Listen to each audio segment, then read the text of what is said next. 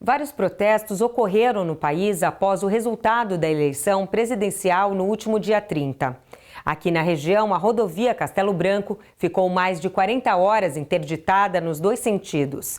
A via foi bloqueada na noite do dia 31 de outubro e só foi liberada na tarde do dia 2 de novembro, após intervenção da Polícia Militar com a tropa de choque e o helicóptero Águia.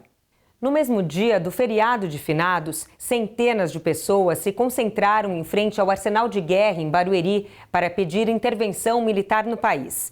Porém, dessa vez, os manifestantes não impediram a circulação de veículos. Vitor Miciato, doutor em História Política, conversou conosco sobre o assunto. O artigo 142 da Constituição ele foi criado na época da Constituinte, lá por volta dos anos 1986 até 1988.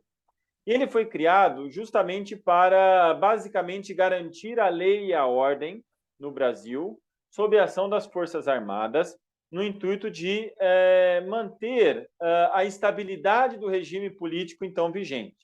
Por que isso? Porque na época que o artigo 142 foi criado, ele tinha como intenção evitar com que ataques políticos fossem feitos ao novo sistema político.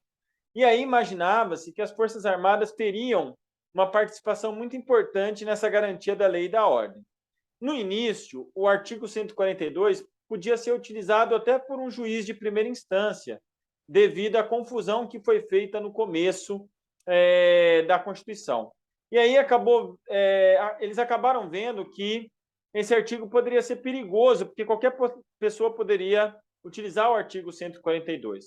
Atualmente, o artigo 142 passou por algumas modificações em que hoje, pela jurisprudência, melhor dizendo, já é possível detectar que ele só pode ser utilizado em casos de extrema desordem social, quando você tem o esfacelamento dos regimes políticos, e a garantia da lei e da ordem ela entra para justamente preservar o próprio Estado democrático de direito. Então, toda vez que ele é requisitado, ele é para manter o Estado democrático de direito. E, no caso pós-eleitoral, não há a possibilidade de uma destruição do Estado democrático de direito, tendo em vista que os ritos constitucionais, os ritos eleitorais, todos eles foram cumpridos e legitimados por todas as forças políticas que estavam disputando a eleição e que também estavam avaliando a eleição, que é o sistema judiciário através do Tribunal Superior Eleitoral.